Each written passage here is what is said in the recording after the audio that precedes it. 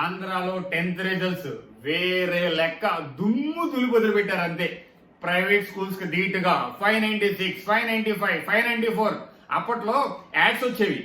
1వ ర్యాంక్, 2వ ర్యాంక్, 3వ ర్యాంక్ అన్ని మావే.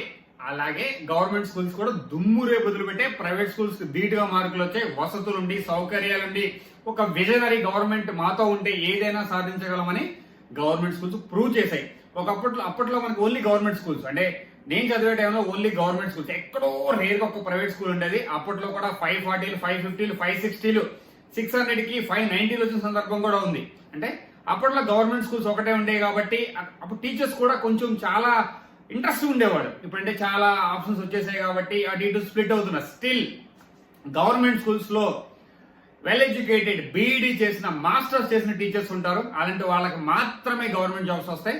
సో ఖచ్చితంగా గవర్నమెంట్ స్కూల్ వైపు మొగ్గు చూపే సూచనలు ఇలాంటివి చూసినప్పుడే చాలా మంది పేరెంట్స్ ఆలోచిస్తారు, ఇది లక్షలు 2 లక్షలు 3 లక్షలు కట్టి ప్రైవేట్ స్కూల్స్ పంపించే బదులు వై కాంట్ వి ట్రై, మనం ఎందుకు ట్రై చేయకూడదు? గవర్నమెంట్ స్కూల్స్ లో కూడా ఇంగ్లీష్ మీడియం ఉంది, మంచి నాలెడ్జ్ ఉన్న టీచర్స్ ఉన్నారు, వాళ్ళని ఎందుకు యూటిలైజ్ చేయకూడదు? నాలెడ్జ్ వస్తుంది. ఎందుకంటే అప్పట్లో ఇలాగే ఉండేది. ఈ మధ్య అంతా కార్పొరేట్ అయిపోయింది, అంతా మనీ మైండెడ్ అయిపోయింది కాబట్టి ఇలా వచ్చింది అనమాట. బట్ స్టిల్ తగ్గేదేలే అంటున్న గవర్నమెంట్ స్కూల్స్ నాకు చాలా బాగా అనిపించింది. ర్యాలీలు కూడా చేస్తున్నారు, మార్క్స్ పెట్టుకుని ర్యాలీస్ ఇస్తున్నారు, అదైతే ఇంకా ఎక్స్ట్రాడినరీ భయ్యా. సో నాకైతే చాలా హ్యాపీగా అనిపించింది, అందుకే వీడియో చేశాను. సో మీరు ఎంతమంది మీ ఒపీనియన్ ఎలా ఫీల్ అవుతున్నారో కమెంట్ సెక్షన్ లో కమెంట్ చేయండి. మళ్ళీ ఒక కొత్త కాన్సెప్ట్ తో మేము ముందుకు వస్తాం. జై హింద్, థ్యాంక్ యూ.